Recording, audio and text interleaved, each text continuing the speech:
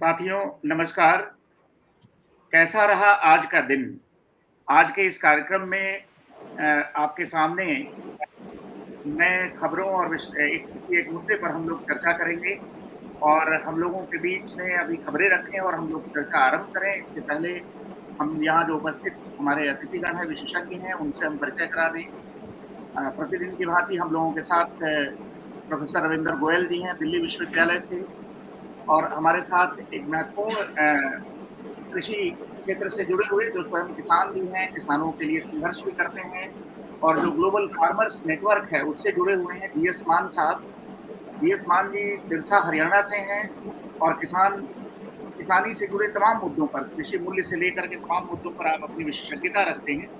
तो आज हम लोग उनसे भी अपनी बात सुनेंगे और खास तौर से जो अभी एमएसपी के नाम पर जो अभी छलावा किसानों के साथ किया गया है, इस बिंदु पर अपनी बात रखेंगे। नीचे हम लोगों के साथ अनुभवी पूर्व विधायक डॉक्टर सुनीलम जी हैं, जो किसान आंदोलनों के तमाम मोर्चों पर उपस्थित रहते हैं। हम सभी उनका स्वागत करते हैं। और हम लोगों के बीच में वरिष्ठ पत्रकार वाई एस गिल साहब हैं, जो दुनिया के तमाम देशों में भी रह चुके हैं और कृषि और जन मुद्दों पर लगातार अपना सरोकार रखते रहे हैं। और इस बीच में हम लोगों के साथ महेंद्र मिश्र जी भी जुड़ रहे हैं, जो किन्हीं कारणों से आज संचालन का कार्य नहीं देख पा रहे हैं। आज उन्होंने ये दायित्व मुझे दिया हुआ है। तो मुख्य रूप से हम लोग आज केंद्रीय बिंदु हम लोगों का है कि जो भारत जिस किसानी संकट के दौर से गुजर रहा है और उस किसान के फार्मिंग सेक्टर के पूरे क्राइसिस को, उसके बहुत सारे सेगमेंट्स हैं, बहुत सारे पहलू हैं। उसका एक पहलू एग्रीकल्चरल प्रोडक्ट फार्म प्राइसेस का है, मूल्यों का है, उसका एक सेगमेंट है। इसके अलावा उस क्राइसिस के, उस संकट के कई अन्य आयाम हैं। उन पर हम लोग विस्तृत खबरों के साथ के बाद जो है विश्लेषण के क्रम में आएंगे। और इस बीच में मैं आप लोगों के सामने चंद खबरें जो है वो रखना चाहूंगा, जिससे कि हमें एक ब्रीफली आज दिन भर में क्या हुआ इसका एक संक्षिप्त आकलन हमें हो जाए। और इसमें सबसे महत्वपूर्ण जो पहली खबर मेरे साथ है वो है कि राष्ट्रपति चुनाव के लिए इलेक्शन कमीशन ने ऐलान कर दिया है और 18 जुलाई को मतदान होगा और 21 तारीख को इसका नाम की घोषणा की जाएगी। और अभी जो वर्तमान समय में विश्व वैश्विक जो हलचल मची हुई है, भारत में जो सांप्रदायिक वैमनस्य के बयान दिए जा रहे हैं, उस संबंध में कांग्रेस के पी चिदम्बरम ने कहा है कि मोदी सरकार यह न समझे कि पूरी दुनिया जो है वो बीजेपी और आरएसएस की धुन पर नाचेगा।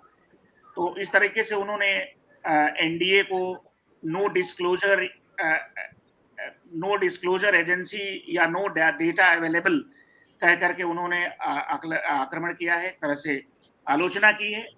और अगली खबर है जिसमें कि बताया जा रहा है कि लद्दाख के पास चीनी निर्माण में वृद्धि हो रही है। यूएस अमेरिका के एक टॉप जनरल सैटेलाइट चित्रों के हवाले से उसने कहा है कि खतरे की घंटी है लद्दाख के पास चीनी निर्माण। आज मैं इस पर एक भारत सरकार की प्रतिक्रिया भी देख रहा था कि किस तरीके से बायलैटरल रिलेशंस को इंप्रूव करने के लिए वार्ताओं के दौर का वो हवाला दे रहे थे। अंतर्राष्ट्रीय खबर एक है जिसमें कि अमेरिका के द्वारा एमएलआरएस रॉकेट सिस्टम, जो कि एडवांस रॉकेट सिस्टम्स हैं, उनको यूक्रेन की सप्लाई को दिए जाने की बात की जा रही है। और इसमें अमेरिका के इस दिए जाने पर रूस ने बहुत ही स्ट्रॉन्ग ऑब्जेक्शंस किए हैं। इससे ऐसा लगता है कि दोनों के बीच में तनाव की स्थिति और बढ़ेगी। और साथ ही सबसे महत्वपूर्ण खबर जिसकी ओर हम लोग आएंगे, एक अन्य महत्वपूर्ण खबर है जिसमें कि कुछ वैज्ञानिकों की ओर से ये दावा किया जा रहा है, अमेरिकी वैज्ञानिकों के द्वारा, कि उन्होंने ड्रग ट्रायल में कैंसर का इलाज जो है ढूंढ लिया है। अभी ये आरंभिक स्टेज पर है, लेकिन ये देखना होगा कि ये मेडिसिनल फॉर्म में और किस तरीके से आता है। और जो अभी एक राहुल गांधी का बयान मैं देख रहा था, जो आज की चर्चा में हम लोग रख सकते हैं, कि जो राहुल गांधी ने कहा है कि फ्रिंज और कोर का जो एलिमेंट है, उन्होंने कहा कि फ्रिंज ही भारत का कोर है, जिस फ्रिंज को या हाशिए की ताकतें कह करके कही जा रही थी। तो उन्होंने हमला बोला है कि फ्रिंज ही बीजेपी का कोर है, भारत का नहीं, सॉरी, फ्रिंज जो है वो बीजेपी का कोर है। तो ये चंद खबरें हम लोगों के पास थी। आज हम लोग अपने मुख्य मुद्दे पर आते हैं, जिसमें कि मिनिमम सपोर्ट प्राइस के नाम पर चावल में 100 और ऐसे अन्य फसलों के दामों में बढ़ोतरी की गई है। तो सबसे पहले हम लोग जानना चाहेंगे जीएस मान साहब से कि इसकी इसकी किस पृष्ठभूमि में ये हाइक की गई है क्योंकि किसान आंदोलन की एक बड़ी मांग रही है, तो इसका क्या असर पड़ेगा और किसानों ने इसको किस रूप में परसीव किया है? मान साहब अपना माइक अनम्यूट करके अपनी बात आरंभ करें। देखिए, किसान आंदोलन का इस पे कोई असर नजर नहीं आता। गवर्नमेंट आज भी नॉन कमिटल है फॉर गारंटीड एमएसपी, और ये जिस तरह की बढ़ोतरी की है उसमें आप आंकड़े देखें तो इन्फ्लेशन से ये मैच नहीं करती। इन्फ्लेशन इससे कहीं अधिक है, और इन्फ्लेशन नेचुरली फार्मर की इनपुट्स पे भी असर करती है। उसको भी सब कुछ जितना भी है बाजार से खरीद करके ही अपने खेत में डालना पड़ता है, चाहे वो डीजल है, चाहे मशीनरी है, चाहे लेबर है, या अन्य जितने भी पेस्टिसाइड, वीडिसाइड, जिस प्रकार की इनपुट्स हैं। तो इसका तो बिल्कुल बेमेल है कि इसमें कोई किसानों की बहुत बड़ी फेवर की गई हो। जो भी आंशिक, मैं ये कहना चाहूंगा कि नफे की बजाय नुकसान में थोड़ा सा आंशिक कमी आ सकती है, कोई बड़े नफे वाली बात इसमें नहीं है। हर तरफ जो महंगाई की मार मुझे लगता है सबसे पहले किसान को पड़ती है, क्योंकि वो अपने आप से अपनी आमदन को नहीं बढ़ा सकता, जैसे और बिजनेसेस अपनी अपनी प्राइसेस को बढ़ा सकते हैं, उनकी एमआरपीज उनके हाथ में है। जिस प्रकार की कीमत वो बाजार को एनालाइज करके रखना चाहे वो रख पाते हैं। किसान तो केवल निर्भर है कि उसे एमएसपी कैसे दी जाती है, कहाँ दी जाती है।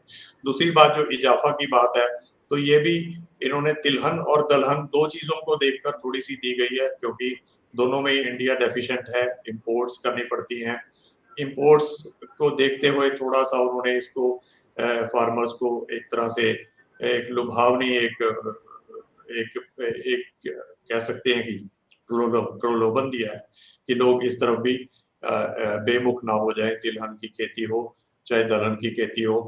उसके मुकाबले में अगर आप राइस पे देखें तो केवल 100 रुपीज है, मेज पर देखें तो 92 रुपीज है, 100 से भी कम है। जबकि अब वीट क्राइसिस है, और वीट में आपने देखा है कि इंडिया गवर्नमेंट ने फ्लिप फ्लॉप किया है, कभी उसको एक्सपोर्ट किया और एकदम से उसको एक्सपोर्ट पे बैन भी लगा दिया। शायद आंकड़े उनके पास कमजोर थे कि कितना स्टॉक है कितना नहीं है, और शायद ये भी सरकार को नहीं पता था। जो फार्मर लगातार कह रहा था कि पहले बारिश की मार और उसके बाद अत्यधिक गर्मी की मार से उसका वीट उत्पादन कम होने वाला है। किसान ये बारी बारी कह रहा था, लेकिन हमारे नीति आयोग या और लोग जिनको ये बात सुननी चाहिए थी उन्होंने उस टाइम नहीं सुनी। बाद में उन्होंने आकलन किया तो शायद उन्हें लगा कि हमारे पास इतने पर्याप्त स्टॉक्स नहीं है।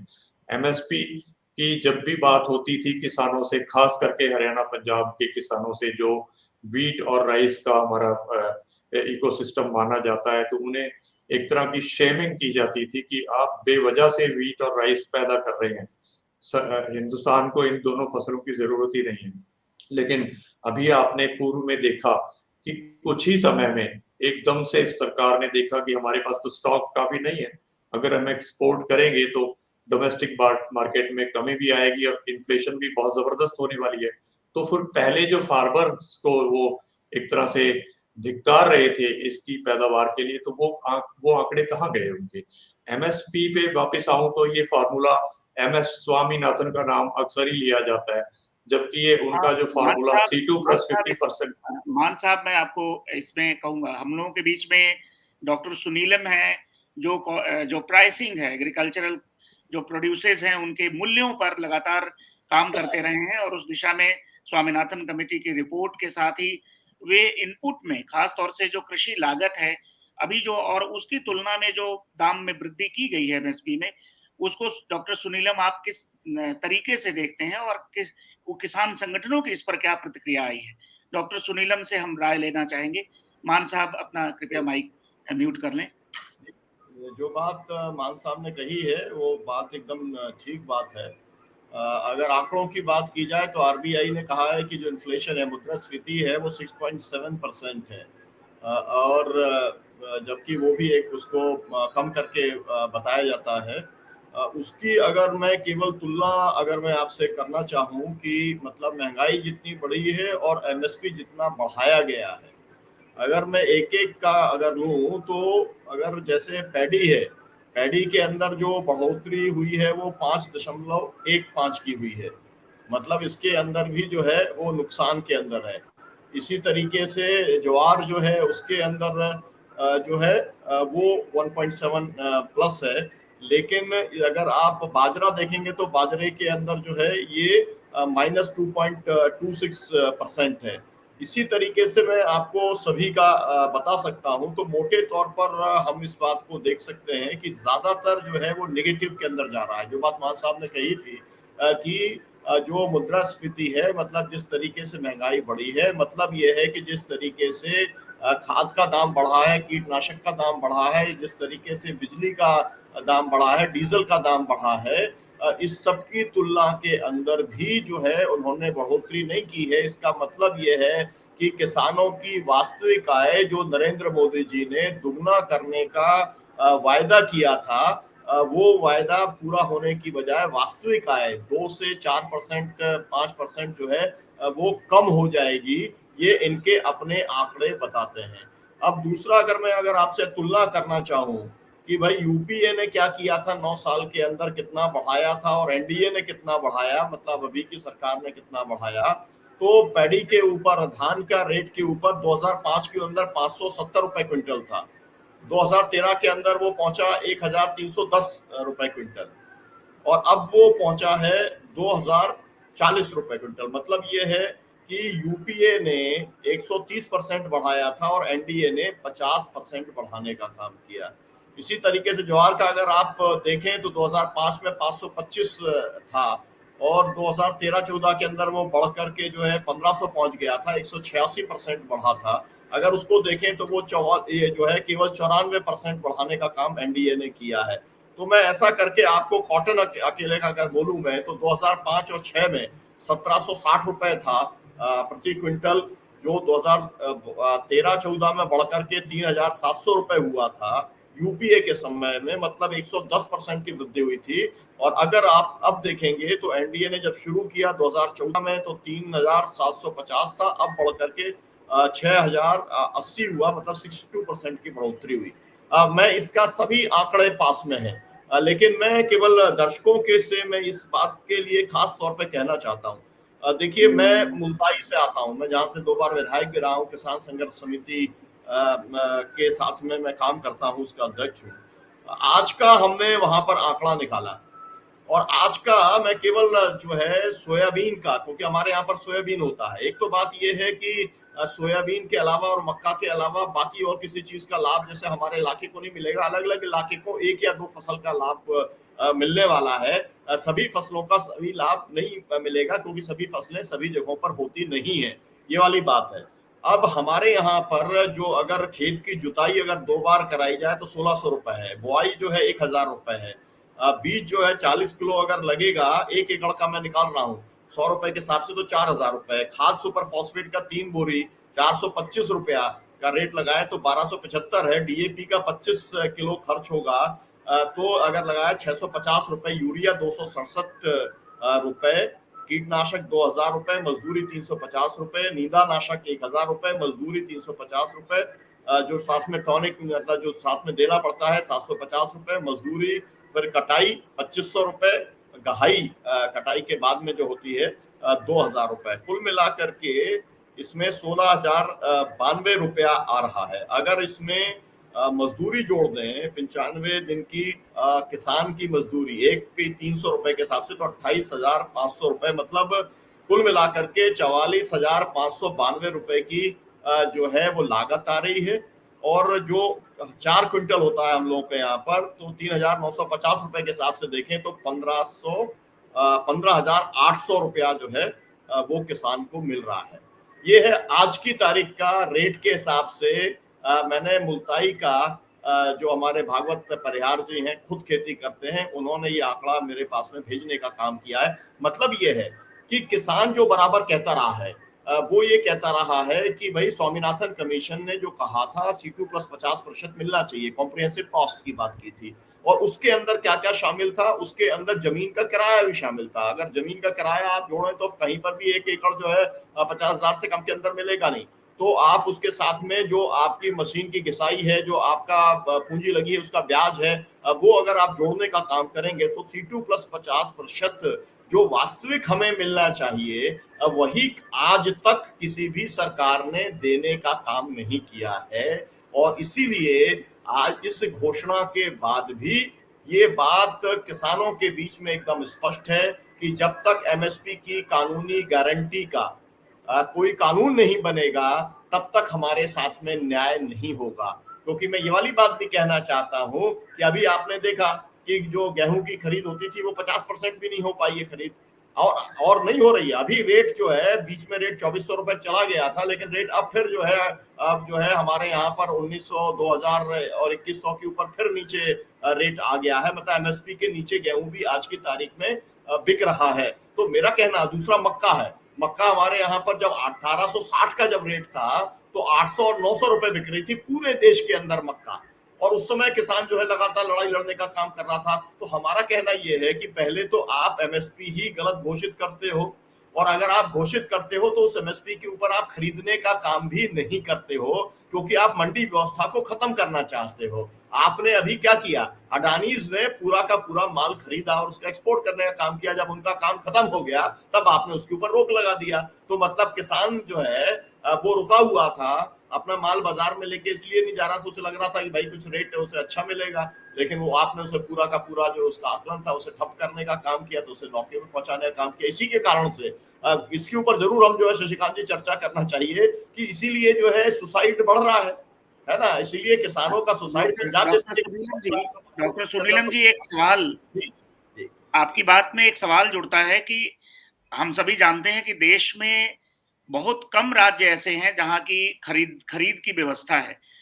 चावल के उत्पादन का मैं अपने अनुभव से जानता हूं कि बिहार और पूर्वी उत्तर प्रदेश का जो पूरा इलाका है, वहां पर मिनिमम सपोर्ट प्राइस से बहुत ही कम मूल्य पर चावल की खरीद हुई है, और उस पर इन डिक्लेरेशंस का, सरकार की घोषणा का कोई प्रभावी असर किसानों पर नहीं पड़ेगा। तो इसमें उन इलाकों के लिए जहां की एमएसपी पर, जैसे पंजाब और हरियाणा इस मामले में अग्रणी है क्योंकि वहां सरकारी खरीद होती है, लेकिन जिन राज्यों में खरीद नहीं हो रही है वहां बिचौलियों के भरोसे हैं किसान, वहां आप क्या परिदृश्य देखते हैं? उनकी खेती पर, उनकी लागत पर क्या असर पड़ने वाला है? और मैं एक सवाल भी जोड़ना चाहता हूँ। मैं एक बात तो ये कहना चाहता था, मैं एक तो सलूट करना चाहता हूँ पंजाब के किसानों को, है ना, जिन किसानों ने आदत बनाई है कि वहां की सरकारों को खरीदना पड़ता है, नहीं तो कोई सरकार खरीदने को तैयार नहीं होती। पंजाब के अंदर भी पहले नहीं खरीदा जाता था, तो पंजाब के अंदर भी किसानों ने जो एकजुटता बनाई उसके चलते वहां पर गेहूं चावल खरीदा गया। और इस बार जो है मान सरकार के साथ जो अभी एग्रीमेंट हुआ उसमें मूंग की दाल भी खरीदने की बात जो है वो वहां के किसान तय कर पाए।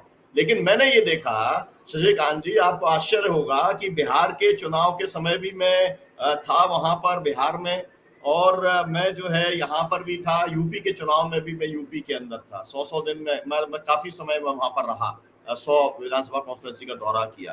तो रेट जो है, जैसे जो 2040 का जो रेट जो बताते हैं, मतलब वहां पे 1200 से ऊपर का कहीं नहीं बिका। और मैंने जो है करीब करीब 30-40 जिलों के अंदर मैंने दौरा किया। तो मेरा अनुभव ये है कि जहां पर किसान संगठित है, जैसे जो है केरल के अंदर किसान संगठित है, छत्तीसगढ़ के अंदर किसान संगठित है, तो उसने अपनी एक वहां पर आपको मालूम है कि बिहार की तो जो छत्तीसगढ़ की तो सरकार ही केवल धान की खरीद के रेट के ऊपर ही बन गई कि 2400 रुपए का खरीदेंगे। अब खरीद नहीं रहे वो पूरा, जितना टोटल प्रोडक्शन होता है 1 एकड़ के ऊपर, उसका वो लगभग 50-60% खरीदते हैं। बाकी माल जो है उनको वैसे ही बेचना पड़ता है जैसे पूरे देश में बेचना पड़ता है, लेकिन कम से कम 50% तो समर्थन मूल्य पे खरीद हो रही है। तो ये इसका सीधा संबंध जो है, सरकारें अपनी जिम्मेदारी से बच रही हैं। और अब अगर मंडी व्यवस्था खत्म होती है तो पीडीएस व्यवस्था भी खत्म होगी और खाद्य सुरक्षा भी संकट के अंदर जाएगी, और पूरे के पूरे तरीके से देश जो है वो परतंत्र हो जाएगा। और दूसरों के ऊपर, जैसे हम लोग एक समय के अंदर निर्भर थे अमेरिका के ऊपर और यूरोप के ऊपर, फिर से उसी दिशा के अंदर भारत सरकार की नीतियों के चलते हमारे को डाला जा रहा है गड्ढे के अंदर। लेकिन किसान जागरूक है और वो इन नीतियों के खिलाफ में लड़ने का काम कर रहा है। तो मुझे लगता है कि सरकार ने जो झांसेबाजी की है उसके अंदर जो है आने वाला नहीं है भारत का किसान। जी, मेरा एक सवाल है। डॉक्टर रविंद्र गोयल जी, अपनी इस पूरे संकट पर आप अपनी बात भी रखें और अपने सवाल के साथ। मैं एक सवाल पहले सुनील जी से पूछना चाहता हूँ। मुझे पूर्वी यूपी की जानकारी है कि जब कॉस्ट पूरी नहीं होती है तो कई लोग अपना खेत परती छोड़ दे रहे हैं। मध्य प्रदेश में क्या ऐसी स्थिति है, और है तो कितनी है? देखिए, स्थिति ये है कि विशेष तौर पर जब जैसे मैं अभी आपको बताऊं कि मैं अभी आ रहा हूं मंदसौर से, जहां पर पुलिस फायरिंग हुई थी 2017 में, 5 साल बाद उसकी 5वीं बरसी थी। मैं वहां से आ रहा हूं। अब वहां की स्थिति इस तरीके की बनी कि जब लहसुन और प्याज 1 और 2 रुपए किलो के ऊपर वहां पर बिक रहा है। ये वही मध्य प्रदेश है जब वहां पर आंदोलन चला था तो 3200 रुपए का भावांतर दिया था लहसुन के ऊपर, और प्याज को 8 रुपए किलो पे खरीदने का काम किया था। जब ऐसी स्थिति बन जाती है तब फिर किसान जो है वो बोना पसंद नहीं करता, क्योंकि वो अब मतलब जो उसकी केवल बुआई का पैसा भी जब उसका नहीं निकलता है तो वो पड़ती जमीन को छोड़ देता है। और ऐसा पूरे मध्य प्रदेश के अंदर काफी सारा देखा जा सकता है कि बोनी का जो परसेंटेज है वो लगातार कम हो रहा है। अब इसके अंदर आपको मालूम है कि भ्रष्ट तंत्र भी एक काम करता है। पूरा पटवारी तंत्र जो है वो पूरा भ्रष्ट तंत्र है, तो उसके साथ मिली भगत करके लोग अपना चढ़वा भी लेते हैं। वास्तव के अंदर नहीं भी होता है तो भी बहुत सारी बातें हैं इसके अंदर। तो खैर, मेरा कहना ये है कि ये जो आपने कहा वो तो एक स्थिति बनी हुई है कि लोग जो है उसको छोड़ रहे हैं। इसीलिए मुझे लगता है कि जो एक ये जो तेलंगाना सरकार ने जो किया कि कम से कम भाई 10,000 रुपया प्रति एकड़ देने का काम करते हैं साल के अंदर, तो आपके पास में अगर 10 एकड़ जमीन है तो 1 लाख रुपया तो भारत उनकी जो सरकार है वो देती है। आप खेती करो ना करो, उससे कितना कमाते हो कितना नहीं कमाते हो, एक किस्म से किसानों को कंपनसेशन के लिए दिया जाता है। तो हम तो ये चाहेंगे कि इस तरीके का एक मॉडल डेवलप होना चाहिए, क्योंकि जिस तरीके से आप एक तरीके से ये कहते हैं कि भाई इस देश के अंदर अगर आपको जीवित रहना है तो आपको कितना पैसा चाहिए पड़ेगा, तो सेंट्रल गवर्नमेंट का आंकड़ा कहता है कि 25,000 रुपए चाहिए पड़ेगा आपको, तभी आप अपने सेंट्रल गवर्नमेंट के एम्प्लॉय को 25,000 रुपए से कम पे आप वेतन देते नहीं हो। तो वही अगर आप स्टैंडर्ड माना जाए, और अभी अगर आपने देखा हो कि पूरे देश के अंदर क्या आंकड़ा आया कि ज्यादातर लोग हमारे जो है 10,000 रुपए कम के ऊपर जीवित हैं। अगर ऐसी स्थिति बनी है तो एक मिनिमम इनकम ऑफ फार्मर्स के बारे में भी इस देश के अंदर बातचीत होनी चाहिए। जैसे एक मिनिमम ये बात सही कही है कि एक मिनिमम फार्मर इनकम की बात, और हमें याद आ रहा है कि चुनाव के पहले एक यूनिवर्सल बेसिक इनकम की भी बात हुई थी, लेकिन वो सारी चीजें ठंडे बस्ते में चली गई। एक रिपोर्ट कृषि से संबंधित ही मैं देख रहा हूँ, संयुक्त राष्ट्र की रिपोर्ट है, जिसमें ये बताया गया है कि हम एक बहुत ही गहरे वैश्विक खाद्य संकट की ओर बढ़ रहे हैं। ये यूनाइटेड नेशंस ने कहा है, और ये कहा है कि यूक्रेन युद्ध के संदर्भ में खास तौर पर दुनिया भर में 1.6 अरब लोगों के सामने भूखमरी की समस्या आने वाली है। और जाहिर सी बात है कि भारत उसमें सबसे बड़ा शेयर होगा, आबादी की दृष्टि से भी देखें तो। हम लोगों के बीच में इन मुद्दों पर हम लोगों के बीच में वाईएस गिल साहब हैं, जो एक बड़ा अनुभव रखते हैं। तो इस उभरते हुए खाद्य संकट और भारत की ओर, सरकार की ओर से जो कृषकों को जो जिस तरीके से हाशिए पर रखने के लिए उनको सपोर्ट प्राइसेस, उचित मुआवजा या उचित दाम नहीं दिए जा रहे हैं, इसके बारे में गिल साहब अपने विचार रखें और अपना मंतव्य रखें। साहब से पहले मुझे थोड़ा बोलने देंगे शशिकांत जी? हाँ सर, बोले, आप अपनी बात रखें।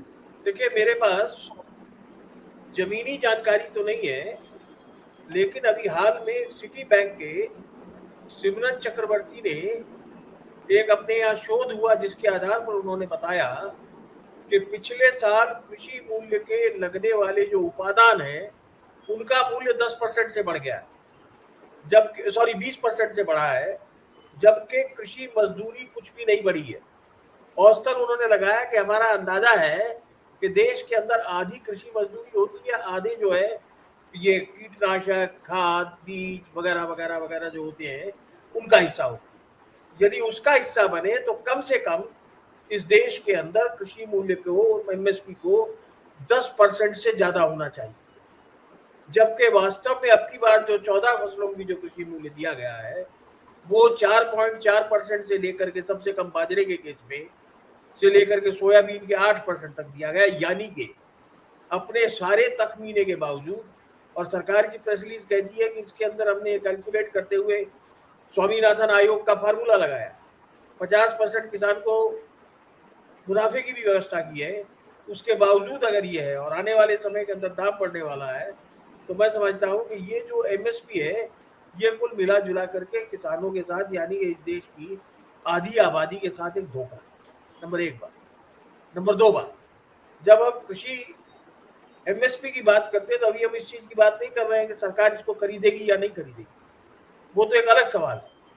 सवाल यह है कि कोई भी काम, कोई भी व्यवसाय बिना लागत को पूरा किए बिना नहीं हो सकता, और कृषि जो देश के अस्तित्व के लिए सबसे जरूरी है, उसके प्रति यह रवैया जो है, ये पूंजीवादी सरकारी नजरिए का प्रतिबिंब है। और कोई आश्चर्य नहीं कि आने वाले समय के अंदर, जैसा सुनीलम जी ने कहा, हमारा देश जो है वो कृषि की अपनी अर्थव्यवस्था को पूरा का पूरा साम्राज्यवादियों के यहाँ गिरवी रख देगा। मैं सिर्फ इतनी बात कहूंगा, कारण नहीं है कि यूपी वगैरह में या मध्य प्रदेश में ही बता रहे हैं, जमीनें जो है पड़ती छोड़ी जा रही है। अगर लागत ही पूरी नहीं होगी तो जिन लोगों को मजबूरी है वो तो करेंगे, बाकी लोग कृषि छोड़ेंगे, पड़ती छोड़ेंगे। और लगता है यही सरकार का डिजाइन है, ताकि एक बार छोड़ने लगे तो कृषि को बर्बादी की तरफ ले जाने का उनका रास्ता कामयाब हो। इतनी बात कहनी अब दिल साहब कहें। हाँ, कृषि में जो हमारा रवैया है, ये एडहॉक रवैया है कि एडहॉकिज्म है। कभी जब जब दिल करता बढ़ा दो, कभी घटा दो, कभी कुछ करो, यानी इसकी कोई क्लियर कट पॉलिसी नहीं है। इस पॉलिसी जिस तरह से डीए वर्कर्स का बढ़ता है, डीए जब भी प्राइस इंडेक्स में बढ़ोतरी होती है तो डीए बढ़ता है। इस तरह से जो प्राइस इंडेक्स, जो इंडस्ट्रियल प्राइस इंडेक्स जो बढ़ रहा है, इंडस्ट्री जो खपत जितने भी है, जितने भी इनपुट्स है इंडस्ट्री से आ रहा है, इंडस्ट्री से जो इनपुट आ रहा है उसका दाम लगातार बढ़ता रहा है, और उतना दाम कभी भी जो कृषि उत्पाद है उसका दाम नहीं बढ़ता है। दोनों बीच में इम्बैलेंस है, उसका फायदा इंडस्ट्री को होता है। इंडस्ट्री में जो अब कृषि का पदार्थ जब इंडस्ट्री में जाता है वो कितना महंगा बिकता है, जबकि वही किसान उसको किस रेट पर बेचता है। तो किसान को प्रोटेक्शन का कोई तरीका नहीं है। सवाल है कि यहाँ पर जो तरीका बनाया गया है कि एमएसपी में ले लो या कुछ खरीदारी कर लेंगे, ये बड़ा एडहॉकिज्म है। वेस्ट में जैसे खरीदा जा रहा है, वेस्ट में बहुत क्लियर कट पॉलिसी है कि ह्यूज सब्सिडीज दी जाती है, खरीदारी की जाती है, उसे स्टोर करके उसको बेचा जाता है कम दाम में, महंगा खरीद के कम दाम में बेचा जाता है। यहाँ पर जो है कोशिश ये है कि खरीदारी कर लो, और खरीदारी करके कोई प्रोसेस जो पूरा बनना चाहिए, मैंने मकसद होना चाहिए कि कृषि को बचाना है। अब कृषि को आप नहीं बचाएंगे तो खाद्य सिक्योरिटी या बाकी एरिया में तो बड़ी प्रॉब्लम हो जाएगी। इंटरनेशनली तो अभी हाल हो ही रहा है, जो अभी इस यूक्रेन युद्ध के बाद में जो प्रॉब्लम आया, क्योंकि रूस और यूक्रेन बहुत बड़ा प्रोड्यूसर है अनाज का, तो वो प्रोडक्शन बंद हो गया, उसमें आना काफ़ी कम हो गया, उससे फ़र्क पड़ा। वो क्राइसिस इंडिया पर भी होगा। अभी इंडिया भी बहुत इंपोर्ट करता है, फर्टिलाइज़र इंपोर्ट करता है, फर्टिलाइज़र का मेजर एक्सपोर्टर है रशिया। अभी कह रहे हैं कि हम बढ़ाएंगे, अभी सब्सिडी बढ़ाएंगे, पर सब्सिडी में जो बजट में इन्होंने रखा है पिछले साल से कम की सब्सिडी रखी है इसमें, आपके फर्टिलाइज़र पर, आपकी ग्रेन्स पर भी, जो खरीदारी पर भी इन्होंने कम पैसा रखा है इस साल ज़्यादा खरीदने की बात है कि कम खरीदेंगे, ये क्लियर नहीं है। लोग अभी ये बोल रहे हैं इन्होंने एमएसपी बढ़ा दी, मगर एमएसपी कितने लोगों तक पहुँचेगी ये तो ग्राउंड पर ही पता लगेगा। आप जानते हैं कितना एफिशिएंट सर्विस है, कितना एफिशिएंट ये एरिया है, और मुश्किल से 25% लोग कवर होते हैं एमएसपी से, 25% किसान, और उससे ज़्यादा लोगों तक पहुँचता नहीं है एमएसपी। और एमएसपी में भी जो है कि अलग अलग एजेंसियाँ हैं, जिसमें आपके फूड कॉर्पोरेशन ऑफ इंडिया अलग है, एंड और दूसरे अनाज जो जैसे आपके तिलहन है, दूसरा उसका अलग का परचेज होता है, कॉटन का अलग परचेज होता है, सारे परचेज अलग अलग है। बहुत क्लियर कट कोई डिफाइंड पॉलिसी नहीं है, और कोई उस पर जब तक इसमें गारंटी नहीं होगा सर, जब तक गारंटी नहीं होगा खरीदा ही जाएगा। जिस तरह गारंटी है, एक तरह से कुछ हद तक गारंटी है गन्ने के मामले में, लीगल गारंटी है, it is legally binding on the state two by sugarcane, मगर इस तरह से बाइंडिंग, लीगल बाइंडिंग नहीं करना, ये उस लॉ को पास नहीं करना चाहते। जो इतनी बार बात हुई है, किसान आंदोलन में भी बात रेज होती ही रही, पर इस पर कुछ नहीं किया गया। सवाल है कि ये जस्ट एक एडहॉकिज्म है। ये जो एडहॉकिज्म जिस तरह करते हैं उसका नुकसान लॉन्ग टर्म होगा, और नुकसान हो रहा है खेती को। गिल साहब ने अपनी बात रखी महत्वपूर्ण नजरिए से। खास तौर से मैं जीएस मान साहब और डॉक्टर सुनीलम से ये क्रमवार तरीके से मैं जानना चाहूंगा कि एग्रीकल्चरल सेक्टर में अगर हम देश के परिदृश्य को रखें तो दो बड़े सवाल उठते रहे। एक है कि बड़े किसान और एब्सेंटी लैंडलॉर्डिज्म का जो अनुपस्थित है, बड़े बड़े ट्रैक्ट्स हैं जो कि एब्सेंटी लैंडलॉर्ड्स करते हैं, और उसकी वजह से बताया जाता है कि उत्पादकता में कमी आती है। दूसरा होता है कि किसानी क्षेत्र में किसान जो वहाँ किसान हैं, बड़े फार्मर्स, और उसी अनुपात में कृषक मजदूरों का सवाल। इन तमाम राज्यों में माइग्रेंट लेबरर्स की एक बड़ी संख्या होती है। हम लोगों ने किसान आंदोलन में भी देखा कि किसान आंदोलन में बड़े किसान या मझोले किसान तो शामिल थे, लेकिन अत्यंत सीमांत के किसान और एग्रीकल्चरल लेबरर जो है, कृषक मजदूर, वो उसमें शामिल नहीं था, क्योंकि उसको उसका एक पूर्वानुमान था कि अगर मजदूरी ये एमएसपी में बढ़ोतरी होगी तो उसका जो स्पिल ओवर इफेक्ट कहिए या उसका जो फायदा है उस मजदूरी में रिफ्लेक्ट नहीं होगा। तो इस पूरे परिदृश्य को, खासतौर से बड़े जोत का सवाल, एब्सेंटी लैंडलॉर्ड्स का सवाल, और साथ ही कृषक मजदूरों के सवाल को जो सरकारी तौर पर क्या हैंडल किया जा रहा है ये महत्वपूर्ण नहीं है। वहां के किसान और कृषक समुदाय और कृषक आंदोलन उन इस बड़े समुदाय को कैसे इस सवाल को एड्रेस करते हैं, मान साहब से मैं इस संबंध में जानना चाहूंगा। शशिकांत जी, पहले तो ये जो बात है बड़े किसान छोटे किसान, अगर इसको इंटरनेशनल या ग्लोबल परिवेश में देखें तो ये बात बड़ी झूठी सी नजर आती है। इंडिया में लैंड सीलिंग एक्ट है, 18 से लेकर के कोई 32-34 एकड़ तक आप रख सकते हैं। और अगर आप यूएसए में जाएं, मैं वहाँ गया था तो मुझे बड़ी हैरानी हुई कि लोगों के पास जो फार्म्स है उनको वो माइल्स में काउंट करते हैं कि इतने माइल बाय इतने माइल का है, और वो एकर्स में 50,000 एकर्स ऐसे बनता है। नंबर ऑफ फार्मर्स वहाँ कम हो सकते हैं, लेकिन उनका गवर्नमेंट के ऊपर एक बहुत बड़ा प्रेशर रहता है, जैसा कि अभी गोयल साहब ने बताया, गिल साहब ने बताया कि वहाँ पे सब्सिडीज बहुत मिलती हैं। ये सेम ही इंडिया में भी रिफ्लेक्ट करता है, जिसे हम कई दफ़ा, मुझे ऐसा लगता है कि ये भी एक सरकार की कॉन्स्पिरेसी है कि कौन बड़ा किसान है, कौन मझोला किसान है, कौन छोटा किसान है, ताकि वो एकजुट होकर एक जगह पर ना बैठ सके। अगर बड़ा किसान है तो उसकी इनपुट कॉस्ट भी बड़ी है, उसकी जो एंड रिजल्ट है वो बराबर ही है। ऐसा नहीं है कि बड़ा किसान, चाहे वो एब्सेंटी है, चाहे वो खुद खेती कर रहा है, कि वो कोई बहुत पैसा बना रहा हो। वो उसको अपना कुछ ना कुछ दिखाने के लिए अपना स्टैंडर्ड भी रखना पड़ता है, तो लेकिन वो कहाँ से आता है? उसी खेत में से आता है। नो डाउट अगर फार्म्स बड़े हों, जैसा कि हमारी एग्रीकल्चर मिनिस्ट्री ने बहुत बार बताया है, they can be more efficiently run, लेकिन बड़े फार्म वो नहीं जो हम ये 1.5 एकड़, 5 एकड़ और 18 एकड़ को डिफाइन करते हैं। बड़े फार्म का मतलब बहुत बड़े फार्म, जो शायद इंडिया में पॉसिबल नहीं है, क्योंकि हमारे यहाँ नंबर ऑफ फार्मर्स बहुत अधिक है।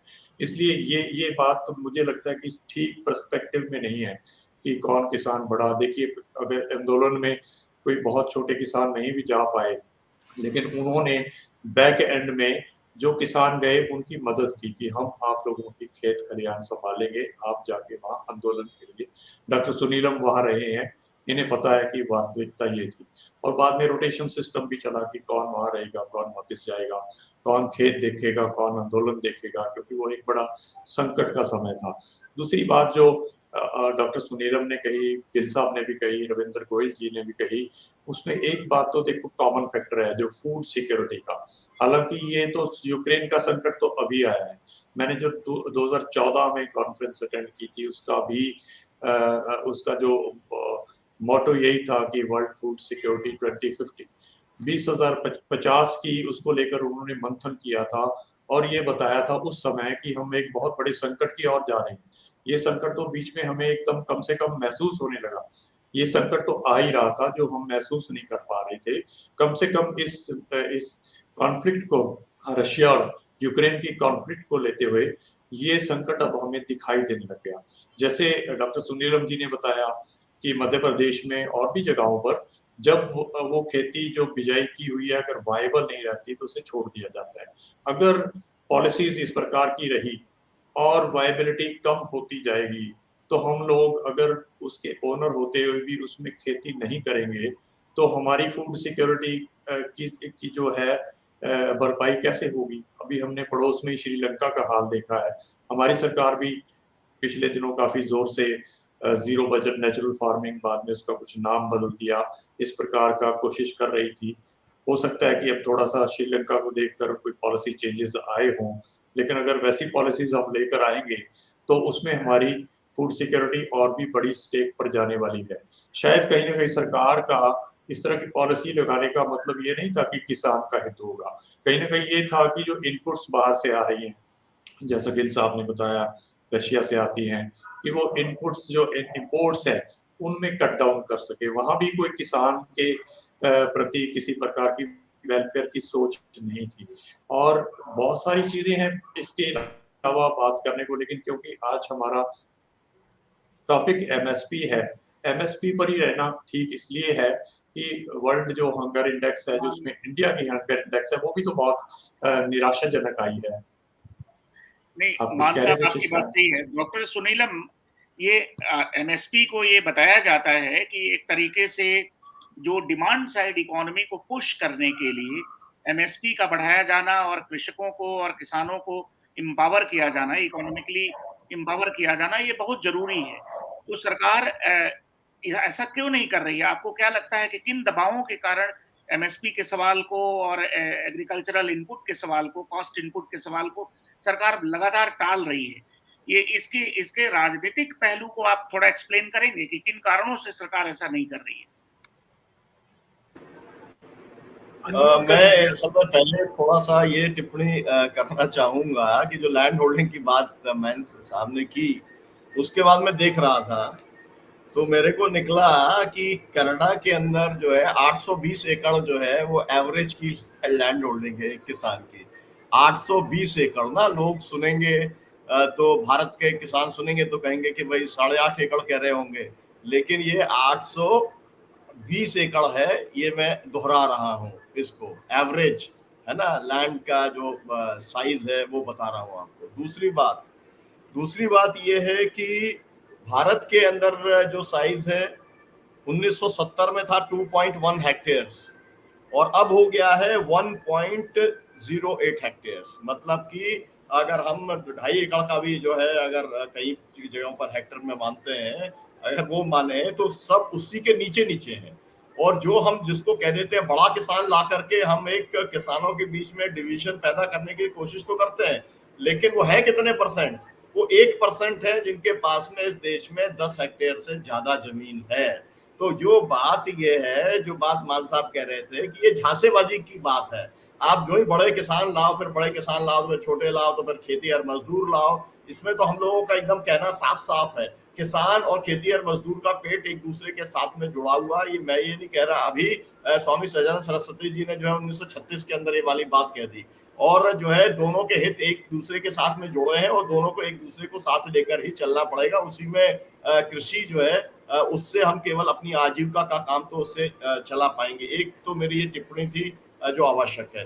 दूसरी टिप्पणी एक आवश्यक ये करना चाहता हूँ कि ये जो वैश्विक संकट का मसला है, कभी भी कोई भी संकट जो है वो संकट इसके ऊपर भारत को इसका अनुभव है। अकाल पड़ा, कहा कि बहुत संकट हो गया और इसलिए लोग भूख से मर गए। लेकिन जो है अभी जितनी भी स्टडीज आई हैं, अमृत सेन जी से लेकर के सब लोगों की स्टडीज ये बताती हैं कि उत्पादन की कोई कमी नहीं थी, डिस्ट्रीब्यूशन का मसला था। तो मैं अभी भी कहना चाहता हूं कि उत्पादन की कोई कमी नहीं है दुनिया के अंदर या भारत के अंदर। मुख्य बात जो है वो डिस्ट्रीब्यूशन की है या उसकी जो फेयर जो हम एमएसपी की गारंटी कर रहे हैं हम, उसकी बात है। अब मैं आपके सवाल के ऊपर आप आता हूं कि सरकार क्यों नहीं देना चाहती। असल में सरकारें जो है वो सरकार का जो पूरा सोच रहा है, ये जो डेवलपमेंट मॉडल के साथ में जुड़ा हुआ मसला है, वो डेवलपमेंट मॉडल ये है कि आप गांव को आप जितना ज्यादा वहां से पैसा आप निकालेंगे वो शहर में डालेंगे और बैंक में डालेंगे, बैंक से आप कॉर्पोरेट को देने का काम करेंगे, तो वो पूरा का पूरा पैसा। इसके अंदर एक डॉक्टर ब्रह्मदेव शर्मा जी को याद करना जरूरी है। डॉक्टर वीडी शर्मा जी थे जो है अनुसूचित जाति जनजाति आयोग के भी वो उपाध्यक्ष भी थे और सेक्रेटरी भी रहे और बहुत सारे पदों के ऊपर रहे। भारत जन आंदोलन करके वो एक आंदोलन भी चलाते थे। उन्होंने एक एवरेज निकाला था कि उस जमाने के अंदर आज से 25 साल पहले कि 1 करोड़ रुपया हर साल हर गांव का शहर में चला जाता है पैसा, और वो पैसा फिर लौट के नहीं आता है। मतलब वो जब आप, और वो पैसा किस तरीके से जाता है, एक तो ये है कि आपको जो लगातार, हम लोग ये कहते हैं ना कि हमारे को 40 लाख करोड़ रुपए जो है वो अंग्रेजों ने हमको लूटा। ये एक जनरल एस्टिमेट है। जो लोग उसकी लड़ाई लड़ते हैं और जो लोग ये कहते हैं कि जो अंग्रेजों ने हमारे ऊपर हुकूमत करने का काम किया, तो वो पैसा जो 40 लाख करोड़ रुपया है ये हमारी देनदारी है और हमको ब्रिटेन को वापस करना चाहिए। अब वो लोग अगर हिसाब किताब लगाएंगे तो वो ये पाएंगे कि जो एमएसपी ना दे करके, मतलब कि जो उसका दाम है वो ना दे करके, और उसके अंदर मैं ये भी जोड़ना चाहता हूं कि जो खेतीहर मजदूर है उसको उसकी मजदूरी का दाम ना दे करके, और किसान को उसका जो जायज उचित मूल्य था, मतलब अब जो C2 प्लस 50% कहते हैं वो ना दे करके अगर आप देखेंगे तो आपको समझ में आएगा कि इतना ही जो है 40 लाख करोड़ के आसपास जो है वो अब तक 75 साल में जब हम अमृत महोत्सव मना रहे हैं तो भारत की सरकारें लूट चुकी हैं। तो ये एक अपने आप में सिस्टमैटिक लूट है, और ये सिस्टमैटिक लूट जो है एक डेवलपमेंट मॉडल के ऊपर टिकी हुई है, और वो डेवलपमेंट मॉडल ये है कि आपको इस देश से किसान को खत्म करना है, किसानी को खत्म करना है, गांव को खत्म करना है। और अगर जब ये तीनों चीजें खत्म नहीं होंगी तब तक बड़े बड़े शहर नहीं बनेंगे और ऑर्गेनाइज सेक्टर बहुत ज्यादा नहीं हो पाएगा। तो इसलिए ये सिस्टमैटिक काम चल रहा है, और आप देख सकते हैं ये काम दुनिया के अंदर, इसको आप यूरोपियन मॉडल कहें या इसको आप अमेरिकन मॉडल कहें, जहां पर एक जमाने के अंदर जो है उसी तरीके के किसान थे जिस तरीके से हमारे यहाँ पर किसान है। मतलब मैं जनसंख्या की दृष्टि से मैं बात कर रहा हूँ, लेकिन आज कहीं पर 4% आ गए, कहीं पर 2% आ गए। उसी तरीके से अगर आज हम देखेंगे तो हमारे यहाँ पर भी 80% 85% किसान से होते होते अब जो है वो 65% के ऊपर आ गया है। तो आफ्टर ऑल ये मिसिंग फार्मर्स है वो कहाँ पर गए? जो 20% फार्मर्स थे कहाँ गए? ये खत्म कैसे हो गए? ये इसी डॉक्टर इस पर हम लोग अब आज की वार्ता के लगभग समापन की ओर हैं, और आपने खास तौर से जो मॉडल है, जो डेवलपमेंटल मॉडल की जो वीकनेस है या उसकी जो संरचनात्मक कमियां हैं, उसी को ही प्रश्न चिन्ह खड़ा किया। और जाहिर सी बात है कि उस मॉडल के रहते हम किसानी क्या अगर आम जनजीवन के बेहतरी की कोई संभावना नहीं देखते हैं। इसके साथ ही पर्यावरण के भी सवाल हैं जो कृषि क्षेत्र से ही जाकर के जुड़ता है। अंत में हम लोग टिप्पणी लेंगे रविंदर गोयल जी से, इस पूरे संकट को कैसे चिन्हित करते हैं रविंदर गोयल सर? मेरा सिर्फ दो बात कहने की है, जो बात औरों मित्रों ने कही है कि एक तो भारत में अभी भी जो है किसानी के ऊपर आधी आबादी निर्भर है, और अगर किसानी की खुशहाली और कृषि मजदूरों की खुशहाली को नहीं सोचा जाएगा तो यहाँ का विकास का संकट भी आगे नहीं बढ़ पाएगा। जिस रास्ते जो विकास का मॉडल भारत सरकार अपना रही है वो कुल मिला जुला करके, जैसा सुनीलन जी ने कहा कि यूरोप का मॉडल कहिए, अमेरिका का मॉडल कहिए, जहां पर किसान सिर्फ 3-4% है। भारत सरकार की नीयत तो ये है कि किसानी भी ऐसे आ जाए, लेकिन हिंदुस्तान में ये नहीं हो सकता है। यूरोप के अंदर जब उन्होंने किसानी को बर्बाद किया था, किसानों को हटाया था, तो उनके पास आबादी कॉलोनाइज करने के लिए देश थे। उन्होंने हिंदुस्तान को कॉलोनाइज किया, ऑस्ट्रेलिया को कॉलोनाइज किया, और देशों को कॉलोनाइज किया, और दो किस्म की कॉलोनीज बनाई। एक वो कॉलोनीज थी जहां पर के उन्होंने अपनी सरप्लस पॉपुलेशन को बसा दिया, जैसे अमेरिका में बसाया, ऑस्ट्रेलिया में बसाया, न्यूजीलैंड में बसाया, जिसको कहते हैं कॉलोनीज ऑफ सेटलमेंट। भारत के सामने ये कोई विकल्प नहीं है कि वो कहीं कॉलोनीज ऑफ सेटलमेंट बना सके। तो जो सरप्लस आबादी कृषि से अगर वो हटाना चाहेंगे और शहरों में लाना चाहेंगे तो एक नए संकट को जन्म देगा, जो दे रहा है पर्यावरण के संकट को दे रहा है। इसलिए आज के समय में भारत सरकार की चाहे बेशक नीयत यह हो कि किसानी को बर्बाद करके उद्योग धंधे के लिए सस्ती जमीन और मजदूर पैदा किए जाए, ये हिंदुस्तान की स्थिति में संभव नहीं है। और अगर संभव नहीं है तो इसके लिए किसान जो आंदोलन कर रहे हैं आने वाले समय में और ये आंदोलन तेज होंगे। और आखिरी बात, कृषि मजदूरों और कृषकों का एक दोहरा रिश्ता है। एक तरफ उनका झगड़ा भी है और एक तरफ अभी उनकी मजबूरी है कि वो साथ मिल करके लड़े। झगड़े का तो यह है कि इसी कृषि आंदोलन में आपको याद होगा खबरें आई थी कि जैसे ही आंदोलन तेज हुआ, पंजाब के अंदर कुछ किसानों ने मजदूरी कितनी दी जाएगी इसके ऊपर रोक लगा दी। अभी जो है हाल में भी अभी मजदूर जो है वो पंजाब के अंदर लड़ रहे हैं। लेकिन सवाल ये है कि कृषक के पास भी अगर देने को कुछ होगा तभी तो होगा। ये एक आंकड़ा है जो बहुत ध्यान देने की बात है कि इस देश के अंदर 50% आबादी कृषि में लगी हुई है और उसके हिस्से में केवल राष्ट्रीय आय का 16% आता है। 50% आबादी को अगर 16% राष्ट्रीय आय का मिलेगा तो ये ठीक है कि धनी किसान है, गरीब किसान है, कृषि मजदूर है, लेकिन ये भी उतना ही सच है कि धनी किसान जो है वो यहाँ के अंबानी अडानी के मान लिए उसका हरियाणा की भाषा में कहा जाए तो पासंग मात है। धनी किसान और अंबानी अडानी का दोनों का कोई संबंध नहीं है, और दोनों को हम जो आम अवधारणा में सोचते हैं कि दोनों धनी बराबर है, ऐसा नहीं है। इतनी बात मैं कहूंगा। वाईएस गिल साहब, आज से आगे के अगला ज्यादा लंबा न सही 5 साल बाद ये भारत के किसानी को इस संकट के दौर से गुजरते हुए अगर सरकार का जो रवैया है या जो डेवलपमेंटल मॉडल है वो हम सबके सामने है, आज से 5-7 साल आगे की खेती का क्या परिदृश्य देखते हैं और इस पूरे संकट को कैसे चिन्हित करते हैं? संक्षेप में अपनी बात यदि रखें। जो आज की सरकार है उसका क्लियर कट आइडिया है कि किसानों को खत्म करो, उनकी जमीनें छीनो, उनकी जमीनें छीन के फैक्ट्रियां बनाओ या उस पर खान बनाओ और काम करो और पूरी तरह से उजाड़ दो किसान को मजदूर बनाओ। सस्ता मजदूर हमें मिलेगा तो हम चाइना बनेंगे। उनका पूरा पॉलिसी ये है कि किस तरह से किसानी खत्म करके हम किसान की जमीनें लेकर उसे फैक्ट्रियां लगाएंगे और हम चाइना जैसा वर्ल्ड का फैक्ट्री बन जाएंगे, फैक्ट्री ऑफ द वर्ल्ड जैसे कॉन्सेप्ट है। उस बेसिकली वही यूरोपियन कॉन्सेप्ट, यूरोप में जो हुआ, अमेरिका में जो हुआ, वो उनको ये बात सही है, उनका लूटने की जगह और जगह थी जो अपने लोगों को कुछ ना कुछ रिलीफ दे देते थे। पर हमारे यहाँ तो रिलीफ देने का सवाल नहीं। अगर किसानी उजड़ जाती है तो भयानक भुखमरी होगी और भयानक सिचुएशन हो जाएगी हिंदुस्तान की। और जब सिचुएशन होगी तो लोग उठेंगे, विद्रोह होगा। जिस तरह हम विद्रोह देखते रहे हैं, इस बार जो विद्रोह होगा वो बड़ा भयानक होगा। इस बार विद्रोह का 2 रूप होगा। एक तो जो सरकार जो जिस तरह के जहर फैला रही है उस तरह के लोग रास्ते में आएंगे भुखमरी के चलते, और दूसरी तरफ से दूसरे जो क्रांतिकारी लोगों को भी उठेंगे। तो ये एक नई समस्या बनेगा, नया परिवेश आने वाला है। आने वाले 5 या 10 साल बहुत ही भयानक होने वाले हैं हर मायने में, पॉलिटिकली, इकोनॉमिकली। बहुत बहुत धन्यवाद। आज हम लोगों की परिचर्चा के लिए हम लोग महत्वपूर्ण रहा कि हम लोगों के बीच में जीएस मान साहब, कृषि के बड़े लंबे अनुभव के बीच में और आंदोलनों से जुड़े हुए डॉक्टर सुनीलम अनुभवी हम लोगों के बीच में, दिल्ली विश्वविद्यालय के प्रोफेसर रविंदर गोयल जी और वरिष्ठ पत्रकार वाईएस गिल जी, आप सभी का बहुत बहुत धन्यवाद, क्योंकि हम लोगों की आज की चर्चा कृषि पर केंद्रित थी और हमें उम्मीद है कि आज की परिचर्चा सार्थक रही होगी सभी श्रोताओं के लिए। और दोबारा हम लोग कल पुनः इस पूरे प्रश्न पर मिलेंगे और आज की वार्ता हम लोग यही समाप्त करते हैं।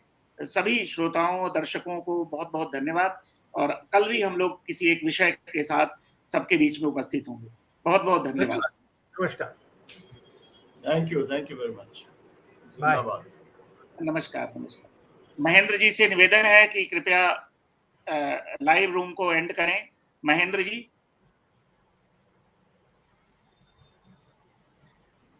मिश्र जी, हम लोगों की वार्ता समाप्त हो चुकी है। निवेदन है आपसे कि आप कृपया लाइव रूम को एंड करें।